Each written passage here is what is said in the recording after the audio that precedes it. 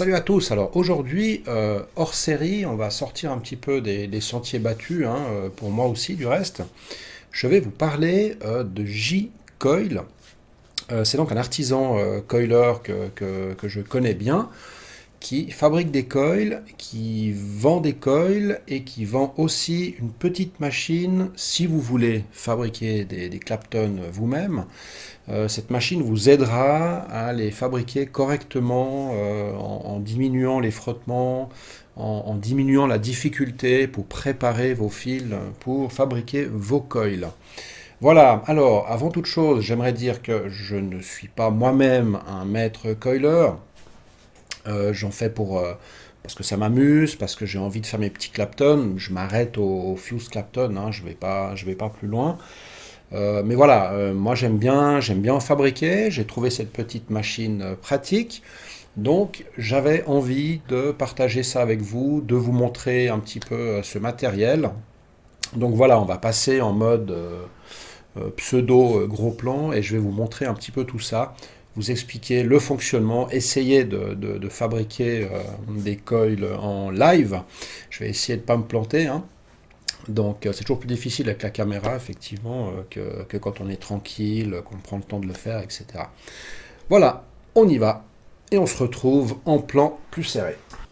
J-Coil Création, c'est un artisan suisse, bien de chez nous, qui fabrique des coils de très bonne qualité, avec des fils d'aussi bonne qualité, hein, il insiste évidemment sur l'utilisation de fils haut de gamme uniquement. Les coils nous arrivent par paire. Alors moi j'ai déjà un peu tout mélangé, hein, parce que j'en ai déjà utilisé quelques-uns, je vais vous en montrer. Ils arrivent par paire dans ces boîtes avec du coton. Et puis au dos de la carte, on a l'indication du type de coil, la résistance, avec du coton Fuds. Alors je vais vous en montrer quelques-uns si j'arrive à faire la netteté. Alors on va commencer par ce type de coil. Alors je crois que c'est du Vertebred, mais comme j'ai un peu tout mélangé, voilà, on a deux modèles différents, hein, avec des fils différents. Je vais essayer de faire la netteté dessus. Donc ça c'est des coils qui sont tressés, hein, avec des résistances très basses, autour de 0,3, 0,2 ohms. Donc ça c'est des coils qui coûtent environ 22 francs, dans les 22 francs la paire. Ensuite, on a des Clapton. Alors, il y a du Fused Clapton de taille standard. Voilà. Ça, c'est typiquement les coils qu'on peut faire avec notre machine qui est juste derrière. Ensuite, on a un micro Fused Clapton, beaucoup plus petit.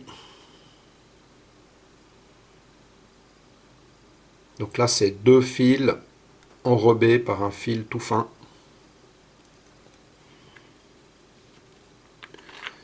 Et à chaque fois, on a les informations sur la carte qui vient avec. Donc pour les Fused Clapton, on est autour de 12-13 francs la paire. Alors pour des coils de cette qualité, qui vont vous durer longtemps, puisqu'ils sont fabriqués avec des fils haut de gamme, si vous les entretenez régulièrement, ils vous durent un moment, donc 12 francs, même 20 francs pour des coils comme ça, il n'y a rien à dire. La machine que vous pouvez acheter au prix de 89 francs sur le site. Je vous mettrai tous les liens aussi du site et de la page Facebook de J-Coil Création. Cette machine fabriquée en 3D, le Coiler 720 Pro. Alors ça c'est la partie principale. On a notre support, dessous on voit pas mais il y a 6 trous pour mettre des vis, elle est déjà vissée là, hein, je l'ai vissée sur une planche en bois. On a une vis sans fin qui va nous permettre de tendre nos fils avant de le faire tourner pour faire nos coils.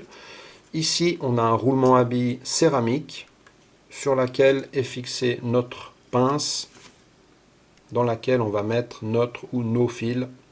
Voilà, donc là on voit bien le roulement à billes céramique. Voilà, c'est tout vissé. Il n'y a pas de pièces collées ou etc. hein. Donc c'est démontable si jamais il y a quelque chose à réparer ou etc. On a la deuxième pince qui va venir de l'autre côté sur la visseuse. Pour desserrer la pince, on dévisse cette partie. À l'intérieur, on peut voir qu'il y a du métal pour tenir nos fils, pour être sûr qu'ils soient maintenus correctement. hein.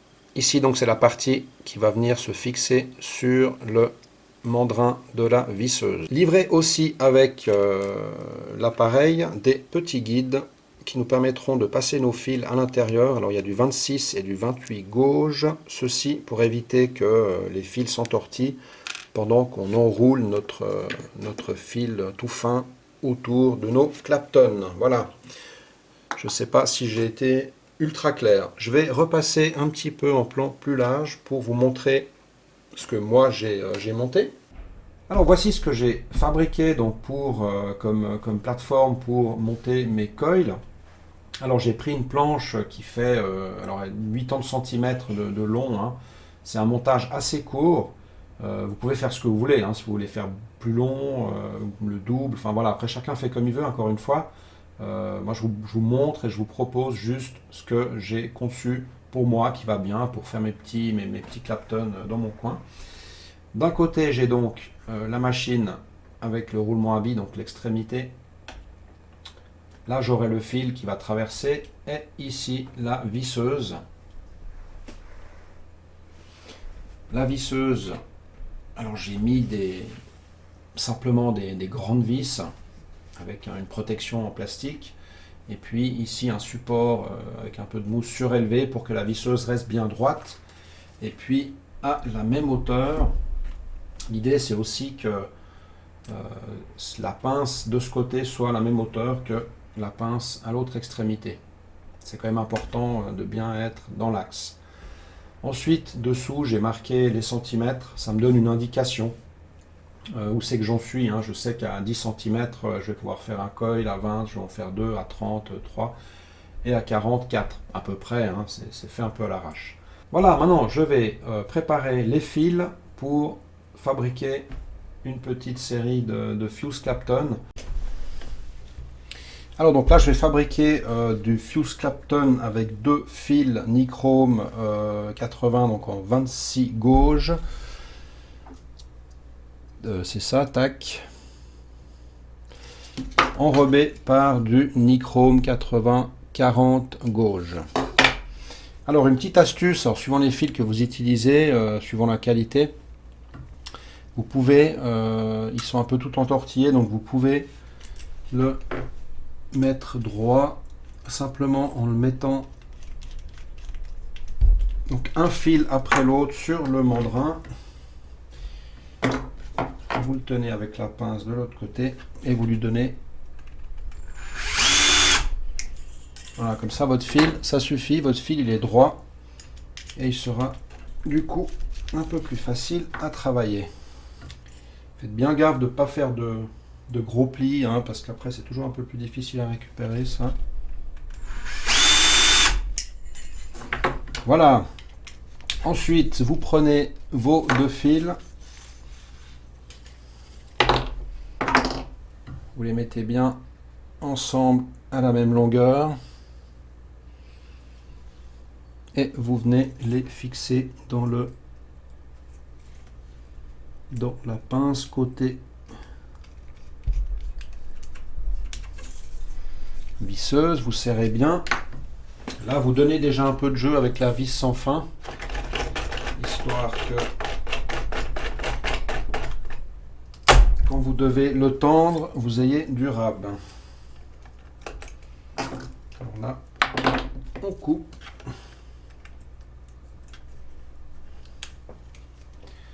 Donc là on coupe en laissant un peu de rame pour venir dans la pince.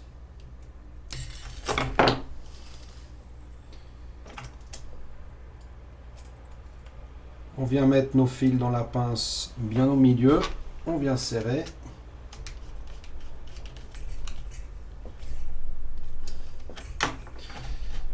Ensuite, on serre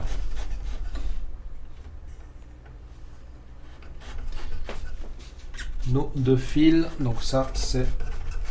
Il faut serrer, hein, faut y aller.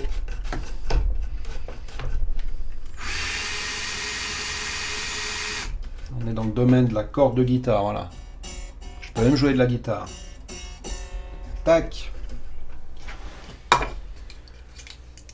Maintenant, je viens alors enrouler. Alors moi, j'ai une préférence pour un certain sens. Le plus important, c'est que vous amorciez dans le bon sens. Il n'y a pas besoin de faire 1000 tours, hein. On fait juste quelques tours avec le 40 autour. On vient juste couper un peu le chenille. Et il y a un bon éclairage aussi, hein, parce que ce fil est tellement fin, on ne voit pas grand chose.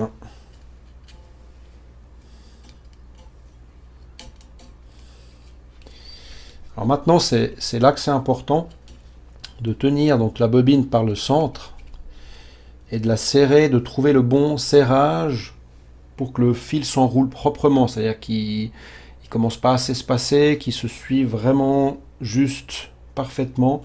Et puis il ne faut pas être trop en avant que la bobine, hein, sinon on va avoir un enroulage espacé. Trop en arrière, on risque que l'enroulage revienne en arrière et qu'on finisse par faire une pelote.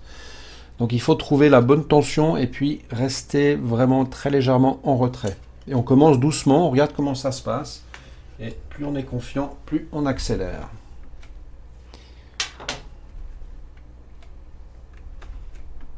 On voit bien. Tac, c'est parti.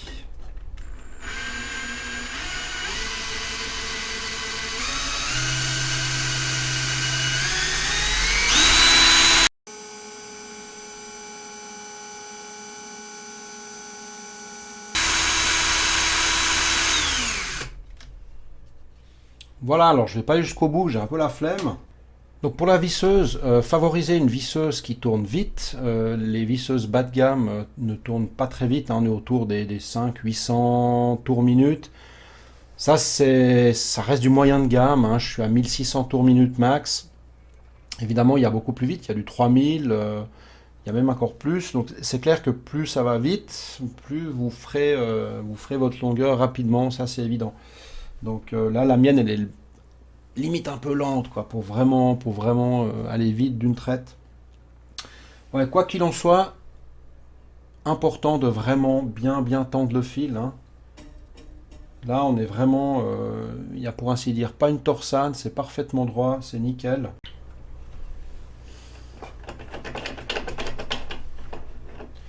Donc là, on n'a plus qu'à desserrer gentiment.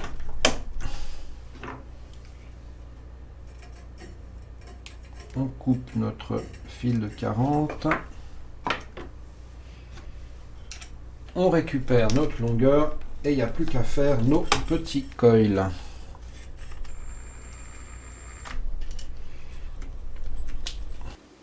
Voilà le brin que j'ai fait, hein, il est bien, il est propre, il est droit.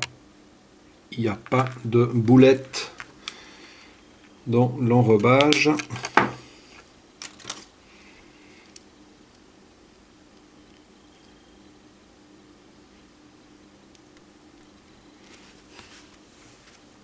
Alors ça va être difficile de faire le coil vraiment dans la caméra parce que comme j'aime bien le tendre correctement, je prends un petit peu de place.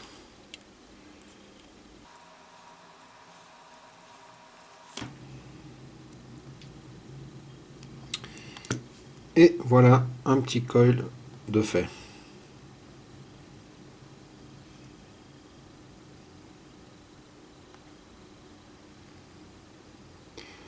Voilà, on va repasser en plan large pour conclure sur le Coiler 720 Pro. Voilà donc cette petite machine qui permet de faire des coils proprement.